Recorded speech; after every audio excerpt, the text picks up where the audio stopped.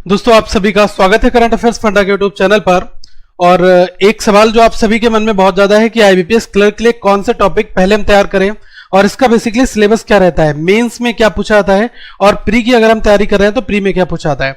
तो इन्हीं सारे सवालों के जवाब जो लेकर मैं इस वीडियो में आया हूं और मैं आपको एक एक करके हर एक सेक्शन वाइज बताऊंगा कि लास्ट ईयर जो आपके पेपर्स हुए थे उसमें कैसे क्वेश्चंस आपके प्री में पूछे गए थे, मेंस में कहां पर कौन सा टॉपिक पूछा था, ये आपको जानना जरूरी है। ओके, और कहां पर आपको क्वेश्चन पेपर्स मिल पाएंगे, फ्री मॉक में कहां पर अटेम्प्ट करने हैं, कैसे कैसे क्वेश्चंस आते हैं, तो वो चीजें मैं आपको बताऊंगा। ठीक है, अब हम यहां पर बात करेंगे सिलेबस में। ठीक है, और जो क्वेश्चंस हैं उसके लिए मैं एक बार आपको जरूर रिकमेंड करूंगा कि आप फ्री मॉक टेस्ट एक बार जरूर दें, तो आपको ये पता चलेगा कि एग्जाम में कहां पर आप लाई कर रहे हैं, अगर आपको सारी चीजें पता है। ओके, फिर भी मैं आपको यहां पर एक एक करके टॉपिक वाइज और लास्ट ईयर जो जो चीजें पूछी गई थी उनके बारे में यहां पर बताना चाहूंगा कि प्री के एग्जाम में क्या चीजें पूछी जाती हैं, एग्जैक्टली क्या आता है और मेंस में क्या आता है। ठीक है, तो सबसे पहले आपको बताना चाहिए कि प्री में 3 सेगमेंट आते हैं। एक आपका क्वांट का सेक्शन होता है, एक आपका इंग्लिश लैंग्वेज होता है, एक आपका रीजनिंग होता है। ठीक है, ये तीनों जो सेक्शन है इसमें 30 मार्क्स तो आपका इंग्लिश का रहता है, बाकी ये आपके 35 और 35 के पूछे जाते हैं। ठीक है, टाइम आप सभी को पता है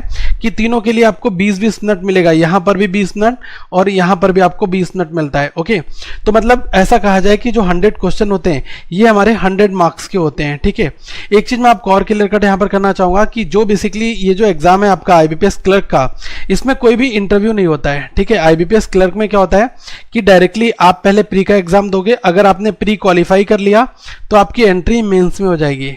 ठीक है, मेंस का जब आप एग्जाम देकर आओगे तो फाइनल मेरिट लिस्ट बनेगी और जिन जिन लोगों का यहां पर नाम होगा ओके उनका सिलेक्शन माना जाएगा। ये बेसिकली प्रोविजनल अलॉटमेंट होता है। ठीक है, प्रोविजनल अलॉटमेंट का मतलब ये होता है कि आपको प्रोविजनली एक बैंक अलॉट कर दी गई है, बाकी फर्दर आपकी और फॉर्मेलिटीज होंगी, उसके बाद में जो है आपका फाइनल अपॉइंटमेंट, वहां पर अपॉइंटमेंट लेटर मिल जाएगा, तो आपका समझ लो कि फाइनल सिलेक्शन हो चुका है। ओके, तो यहां पर सबसे पहले हम बात करते हैं क्वांट की। ठीक है, तो क्वांट में क्या क्या आपका पूछा जाता है और कितनी आपको तैयारी करनी है। ठीक है, देखो सबसे पहले मैं यहां पर बता दूं कि डेटा इंटरप्रिटेशन के लगभग 2 सेट आपके एग्जाम में पूछे जाते हैं, प्री में इवन 10 मार्क्स के आते हैं। ठीक है, इन 10 मार्क्स में आपका कुछ भी हो सकता है, एक बार ग्राफ हो सकता है, किसी शिफ्ट में एक लाइन ग्राफ हो सकता है, कहीं पर आपका किसलेट डीआई का क्वेश्चन हो सकता है। किसलेट डीआई ज्यादातर परसेंटेज बेस्ड आती है, हमने बहुत सारी किसलेट डीआई कराई हैं। अगर आप हमारी प्रीलिम्स की जो क्वांट की सीरीज आप उसको देखोगे तो उसमें आपको सारी चीजें समझ में आ जाएंगी। आपको मैं नीचे कुछ 2 प्लेलिस्ट दे दूंगा जिसमें मैं प्री के जो भी क्वांट के वीडियोस हैं, रीजनिंग के क्वांट के वीडियोस हैं, वो आपको मिल जाएंगे। ये आपको जो है कमेंट सेक्शन में अपडेट हो जाएगी और कम्युनिटी टैब में भी मैं इसको अपडेट कर दूंगा, तो आप लगातार इस चैनल पर अपडेट्स में जुड़े रहें ताकि आपको ये चीजें मिस ना हो पाए। ठीक है, और कभी कभी क्या होता है कि जैसे आपसे पाई चार्ट पूछ लिया या फिर मिक्स ग्राफ पूछ लिया, लेकिन 2 सेट हमारे कम से कम 2 रहते हैं। ठीक है, 3 होने के चांसेस कभी कभार हो जाते हैं, लेकिन प्री में 3 नहीं आते हैं, 2 आते हैं या तो 1 सेट आपका आता है। ठीक है, बहुत रेयर केस हो जाए तो आपसे 3 सेट पूछ लेगा। ठीक है, इसके अलावा जो आपका नंबर सीरीज होता है, नंबर सीरीज में 2 सेगमेंट बनते हैं, मिसिंग नंबर सीरीज और रॉन्ग नंबर सीरीज। ये आपका 5 मार्क्स का फिक्स रहता है प्रीलिम्स में। ठीक है, तो ये हमारा 10 नंबर का हो गया, ये 5 नंबर का हो गया। इसके अलावा सिंप्लीफिकेशन के 10 क्वेश्चन या फिर अप्रोक्सीमेशन के 10 क्वेश्चन। ठीक है, तो ये आपका हो जाता है 25 नंबर का। ठीक है, कभी कभी क्या होता है कि सिंप्लीफिकेशन नहीं पूछेगा तो आपसे 5 नंबर का अप्रोक्सीमेशन पूछ लेगा या 5 नंबर का सिंप्लीफिकेशन पूछ लेगा, तो 10 नंबर यहां से पूछ लेगा।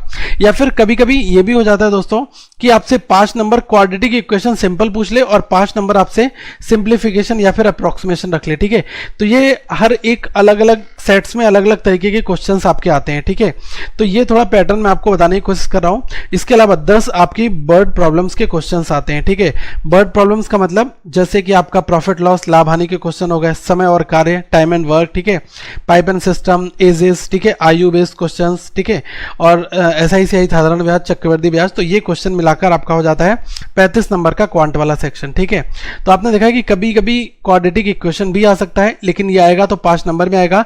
अगर ये नहीं आता तो ये वाला सेगमेंट आपका रहता है। प्री का इतना ही सिलेबस है, आपको इतना ही पढ़ना है।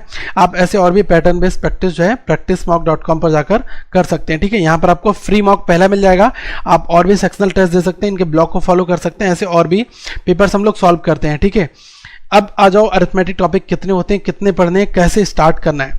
सबसे पहले आप 2 चीजें कर लो, एक आप जो फास्ट मैथ होती है स्पीड मैथ्स। ठीक है, स्पीड मैथ्स को कर लो। स्पीड मैथ्स में आपको क्या करना है, स्क्वायर रूट हो गया आपका, ठीक है, जहां पर सिंप्लीफिकेशन आएगा, क्यूब रूट हो गया, ठीक है, आपका टेबल हो गया, स्क्वायर हो गया और क्यूब हो गया, ठीक है। तो ये 4-5-6 चीज़ें जो मैं बता रहा हूँ, और बाकी एडिशन और समेशन तो आपको आता है, ओके। ये हो गया, तो इन्हीं से आपकी स्पीड मैथ्स होती है, ठीक है। ये हर जगह यूज़ होगा, डीआई में यूज़ होगा, सिंप्लीफिकेशन अप्रॉक्सीमेशन में यूज़ होगा, अरिथमेटिक में यूज़ होगा, हर जगह पूरी मैथ्स में इन्हीं सेगमेंट का यूज़ होता है, ठीक है। अब स्टार्ट कहाँ से करना है? सबसे पहले आपको टॉपिक उठाना है परसेंटेज, ठीक है, परसेंटेज रेशियो, ठीक है। ये 2-3 टॉपिक हैं, इनके ऊपर आपको अच्छे से ध्यान देना है। तो देखो, परसेंटेज बेस्ड प्रॉब्लम्स पहले करनी है। परसेंटेज बेस्ड प्रॉब्लम में बहुत सारे सेगमेंट आते हैं। जब आप पढ़ोगे बुक, कोई भी बुक उठाओगे उसमें हर एक टाइप लिखा होगा, ठीक है। इसमें 4 टाइप है, हमने भी क्वेश्चंस आपको टाइप बाय टाइप कराए हुए हैं ऑलरेडी, ठीक है। इसके बाद आप आ जाओ रेशियो प्रॉब्लम्स, पार्टनरशिप प्रॉब्लम्स, ठीक है। ये इसके बाद आप कर लो time and work, pipe and system, फिर आप कर लो एजेस, फिर आप कर लो SICI और profit loss, time, speed, distance और बोट एंड स्ट्रीम, ठीक है। इतने अगर आपने सेगमेंट कर लिए तो आप 10 मार्क्स बहुत आराम से, आपके जो सेक्शंस हैं वो यहीं से बनते हैं, ठीक है। जो मिसलेनियस पोर्शन है वो आपका यहीं से बेसिकली बनता है, ओके। तो इस चीज़ का थोड़ा सा आप ध्यान रखना, ओके। अब आ जाओ नेक्स्ट सेगमेंट के ऊपर, जो कि हमारा रीजनिंग वाला सेक्शन, ठीक है। रीजनिंग के सेक्शन में क्या क्या चीज़ें पूछी जाती हैं, प्री में कितना है, मेंस में कितना है। देखो क्या होता है ना, 3-4 पजल, लगभग 15 नंबर से 20 नंबर की पजल आपकी प्री में आती है, और यही अगर मेंस की मैं बात करूं तो मेंस में लगभग हमारा 25 से 30 नंबर आपके पजल, लेकिन दोनों में लेवल अलग होता है। यहां पर आपको इजी मिलेगा लेवल, यहां पर क्या मिलेगा आपको, मॉडरेट टू हाई मिलेगा, ठीक है। इतना डिफरेंस होता है। और जब आप पजल सॉल्व करो तो आप अच्छे लेवल की पजल भी करना और इजी पजल भी करना, ठीक है। वो आपकी प्री में हो जाएंगी। कौन सी अच्छी पजल है, किस टाइप के पजल पूछे एग्जाम में जाते हैं, उनका भी डिस्कशन हम यहाँ पर करने वाले हैं, ठीक है। तो ये तो आपको मैंने बता दिया कि पजल और सिटिंग अरेंजमेंट के लगभग प्री में 15-20 होते हैं, यहाँ पर 25-30 हो जाते हैं मेंस में, ओके। इसके अलावा इनइक्वालिटी के 5 नंबर, कोडिंग डिकोडिंग के 5 number, alphabet series, alpha numeric series या नंबर सीरीज, तीनों में से कोई भी 1 या 2 पूछे आते हैं तो 5 नंबर के नियर अबाउट ये रहते हैं। बाकी सेलोगिज्म 5 मार्क्स आपका रहता है, order and ranking, blood relation, ठीक है, डायरेक्शन सेंस, ये आपका मिसलेनियस हो जाता है, ओके। तो प्री का ये वाला सिलेबस है जो मैं आपको बताने की कोशिश कर रहा हूँ, ठीक है। कभी कभी क्या होता है कि एक मशीन इनपुट पूछ लिया, ठीक है, थोड़ा सा इजी फॉर्मेट वाला, तो वो हो सकता है। कभी कभी क्या होता है कि 5 आपसे डेटा सफिशिएंसी भी पूछ सकता है, जब एग्जामिनेशन बहुत सारी शिफ्ट में हो रहा है, ठीक है। अब सोचो आप 4 दिन एग्जामिनेशन हो रहा है प्री का, और एक दिन में 4 शिफ्ट हो रही है, तो 16 शिफ्ट में एग्जाम हो रहा है। तो आते आते कभी भी लास्ट शिफ्ट तक में एक बार डेटा सफिशिएंसी आने के चांसेस हो जाते हैं। लेकिन आसान क्वेश्चंस आते हैं, लेकिन आपको एक बार पैटर्न पता होना चाहिए कि ऑप्शंस कैसे सेलेक्ट करना है और क्वेश्चंस को हमें सॉल्व कैसे करना होता है, ठीक है। तो एक तो आपका ये हो गया। अब आ जाओ पजल्स के ऊपर। जो मैं यहाँ पर आपको प्री के पजल्स बता रहा हूँ, यही पजल आपके पिछले एग्जाम्स में पीओ क्लर्क दोनों में पूछे जा चुके हैं। जैसे कि लीनियर सिटिंग अरेंजमेंट, एक सिंगल लाइन में अननोन नंबर ऑफ पीपल हैं, अरेंजमेंट वो आपको बनाना है। बॉक्स विद वेरिएबल, ठीक है। अब मेंस में क्या आता है कि बॉक्स के साथ में 2 वेरिएबल दिए होते हैं, ठीक है। एक आपको दे दिया है कि उनमें बॉक्स का कलर क्या है, और एक आपको दे दिया है कि उस बॉक्स का नेम क्या है, ठीक है। तो ये 2 वेरिएबल के साथ आपका आ जाता है। स्क्वायर अरेंजमेंट में इसी में ब्लड रिलेशन के साथ आपका मेंस में आ जाएगा। प्री में नॉर्मल आपको नंबर लोगों को बैठालना है, मेंस में ज्यादा होगा तो स्क्वायर अरेंजमेंट में आपको 8 लोगों को बैठालना है। तो पहले तो आप ये बताओ कि कितने मेल कितने फीमेल बैठ रहे हैं, और इसके साथ में इनके नाम मेंशन हो गया, ठीक है। या फिर आपने केवल नेमिंग करी है और इसके प्रोफेशन भी साथ में हो जाते हैं। तो ये पैटर्न रहता है, ठीक है।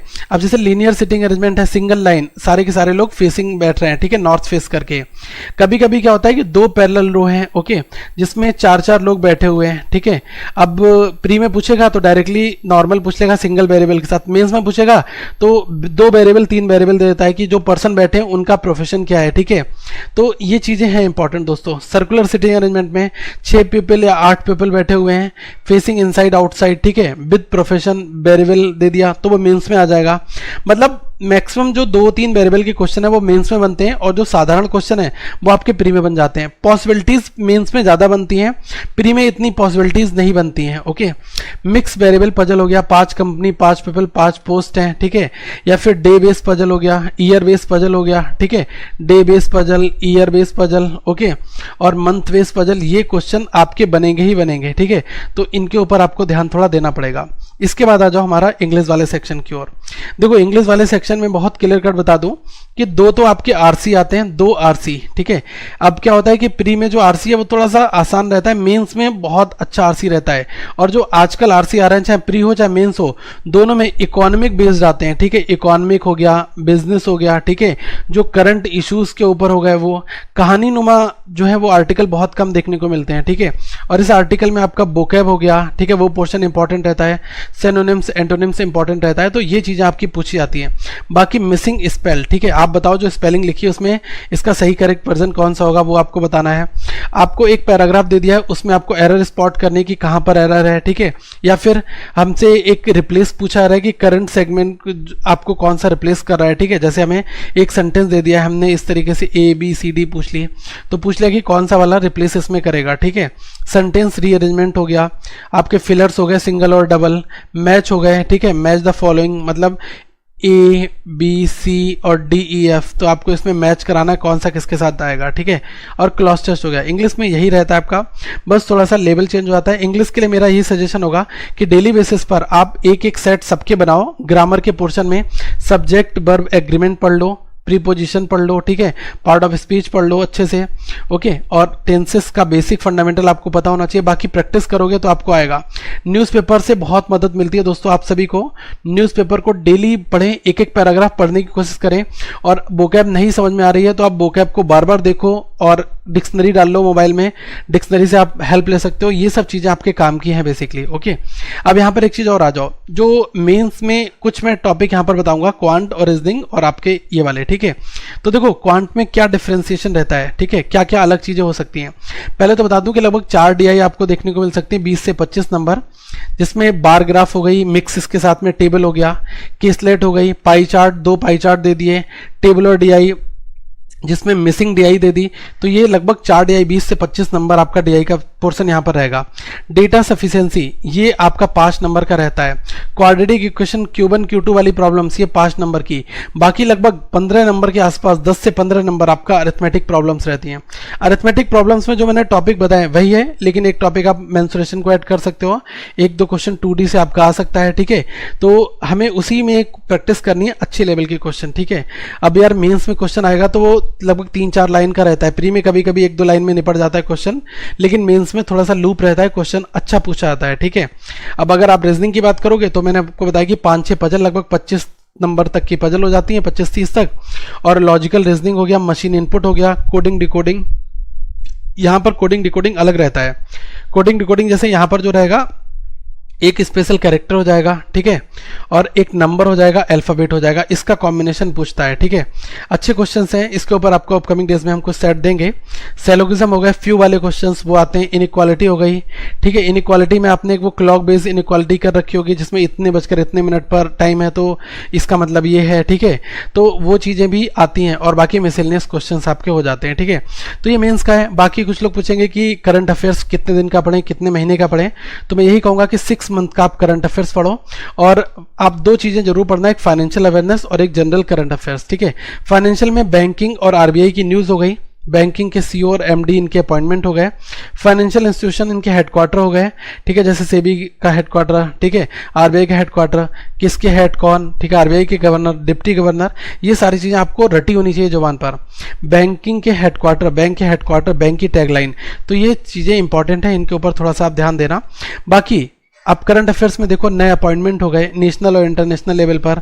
अब कोई फेमस पर्सनालिटी है वो न्यूज़ में आया है, फिर किसी की डेथ हो गई, ऑबिचुरी और फेमस पर्सन इन न्यूज़, तो आप उनको कर लो। सबमिट्स जो है इनका आयोजन स्थल कहाँ पर है, और अगर आप कोई फॉरेन कंट्री का इंडिया में आता है तो आपको उसकी डिटेल लेनी है कि वो किस पद पर है, उस किस देश से आया, तो उसकी कैपिटल और करेंसी क्या क्या है, तो ये चीज़ें इंपॉर्टेंट है। बाकी आप यहाँ पर देख लो स्टेट CM गवर्नर और गवर्नमेंट स्कीम्स हो गई और डेज एंड डेट हो गया, ठीक है। तो ये 4-5 चीज़ें आपकी एग्जाम में बेसिकली पूछी जाती हैं, ठीक है। तो इनके ऊपर थोड़ा सा ध्यान रखना, यहीं से आपके ज़्यादातर क्वेश्चंस बनते हैं। और डेली आप एक मॉक टेस्ट जरूर दो, ठीक है। आप क्या करते हो, अगर मॉक टेस्ट आप देते हो तो इससे आपको बहुत मदद मिलती है दोस्तों। मॉक टेस्ट आपको थोड़ा सा आगे ले जाते हैं, ठीक है। आप मॉक टेस्ट प्री के अभी से देना स्टार्ट करो, और मेंस के जो मैंने आपको बताया कि 2-2 घंटे आप बड़े क्वेश्चंस बनाने में लगाओ। चाहे मेंस की पजल आपसे 1 घंटे 2 घंटे में बन रही है, आप टाइम दो, क्योंकि लगातार 10 दिन तक अगर आप ऐसे बड़े क्वेश्चंस बनाओगे तो कई हद तक आपको बहुत सारी चीजें निकल कर आ जाएंगी, क्योंकि आपके कंसेप्ट खुद से डेवलप होंगे, ठीक है। और आप अगर कंसेप्ट को खुद से बिल्डअप कर रहे हो तो इसमें आपको बहुत ज्यादा मजा भी आएगा और आपके मार्क्स जो है प्री में बहुत अच्छे इंक्रीज होंगे, ठीक है। तो बड़े क्वेश्चन डायरेक्टली छोटे एग्जाम्स में बहुत मदद करते हैं, ठीक है। तो ये कही बात बिल्कुल ठीक है कि आप अगर SBI PO की तैयारी कर रहे हो इवन, तो आप SBI क्लर्क को क्रॉस कर सकते हो, ठीक है। तो ऐसे हम कह सकते हैं कि अगर आप IBPS PO की भी तैयारी कर रहे हो, ठीक है, तो IBPS क्लर्क और जो छोटे क्लरिकल लेवल के एग्जाम्स हैं उसको आप कवर कर पाओगे। तो आप ज़्यादातर बड़े एग्जाम्स को टारगेट करो। सिलेबस ऑलमोस्ट मेंस में यही रहता है जो मैंने आपको बताया, लेकिन प्री का थोड़ा चेंज रहता है, प्री में अलग टॉपिक पूछाते हैं, तो आप उसके ऊपर थोड़ा ध्यान दो, प्रैक्टिस करो और आपको काफ़ी कुछ चीज़ें मिलेगा, ठीक है। एक चीज़ ऐसी है कि डेली आप जो है अरिथमेटिक बनाओ। अरिथमेटिक को आप एक महीने में मत सोचो कि मैं करके खत्म कर लूंगा, आप डेली बेसिस पर और जंबल्ड क्वेश्चन बनाओ कि एक आप SICI का बना रहे हो, एक प्रॉफिट लॉस का बना रहे हो, एक आप परसेंटेज का बना रहे हो, ऐसे आप जंबल बनाओ तो सारे कंसेप्ट रिकॉल होते रहेंगे। ये नहीं कि पूरे दिन आप SICI पढ़ रहे हो उसके बाद 8 दिन के बाद SICI भूल जाते हो, ये नहीं। हर एक तरीके का क्वेश्चन आपके जो नेचर है इसमें हर एक बार हिट करना चाहिए, ठीक है। 10 क्वेश्चन उठाओ लेकिन 10 अच्छे क्वेश्चन बनाओ, ठीक है। तो ये सेगमेंट है और अपकमिंग डेज में हम फिर मिलेंगे जल्दी से। आई होप ये वीडियो आप सभी को समझ में आया होगा, एक ब्लूप्रिंट आपके माइंड में क्रिएट हो गया होगा कि सिलेबस बेसिकली है क्या, ठीक है। अगर अभी भी कोई और आपका डाउट है, किसी और टॉपिक के बारे में पूछना है, कट ऑफ क्या है, क्या चीज़ें हैं, ठीक है, सिलेक्शन क्या होता है, सैलरी इन हैंड कितनी मिलती है, तो वो चीज़ें भी हम डिस्कस कर लेंगे। लेकिन आप नीचे मुझे प्लीज़ कमेंट करके जरूर बताएं कि आपको वीडियो कैसी लगी, ठीक है। तो आगे फॉरवर्ड करेंगे इस वीडियो को, और इस वीडियो को लाइक करें, शेयर करें, सब्सक्राइब करें। Thank you, have a good day.